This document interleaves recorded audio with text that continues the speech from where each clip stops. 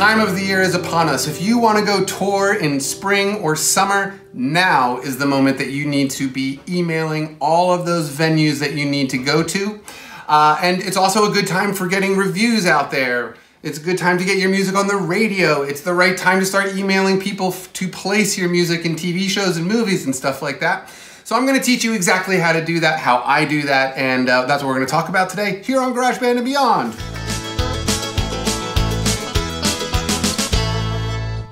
So, like I said before, this is the moment to start sending out emails and messages to people at venues, coffee shops, house concerts, you know, theaters, all the different places that you can play around the country. I'm in the United States, and this is primarily gonna work for people in the United States, but I do believe they have some sort of international thing as well. I'm not positive about that, you'll have to research. So this is the moment. You need to be persistent, you need to be emailing, you need to be on it. And also, like I said, good time for getting reviews, music placement, radio, airplay, all that kind of stuff. The way that I have personally been doing this for the last 10 years, and it totally works. The information is clean, the information is updated, the information is valid. It's really extremely useful. There's a link for it in the more info area right now, and that is the Indie Bible. I've talked about this a bunch here on Garageband and Beyond in the past. There's a big link for it on my website at garagebandandbeyond.com. This is the #1 resource for people who are trying to get their music out in front of the more professional people in the industry.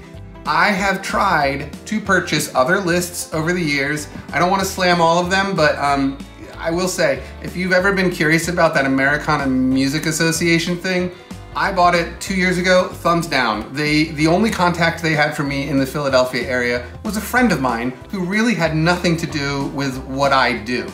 I think they have their hearts in the right places, and it seems like they might be growing, but it's really good if you're like in Nashville, and I think primarily Nashville and Tennessee. I want to talk about the Indie Bible because I have been using that thing for 10 years. I use it to get gigs in my own hometown in the Philadelphia area.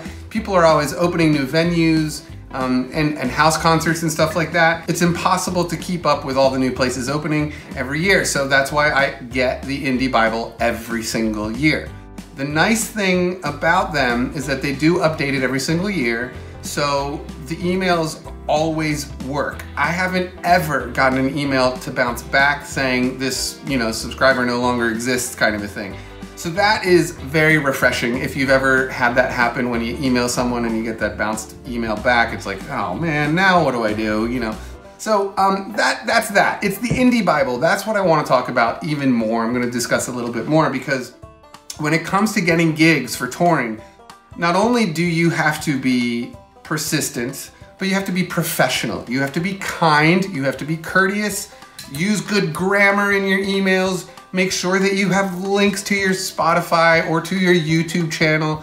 Obviously, this is the new world. This is the modern world. So thankfully, you guys don't have to go what I went through like years ago where it was like, I gotta burn a CD, send an 8x10 glossy band photo, and then you know, 1-page bio, and then you would physically carry it to the venue or mail it to the venues. It was so expensive, so time consuming, and when you got no responses, it was just heartbreaking, you know?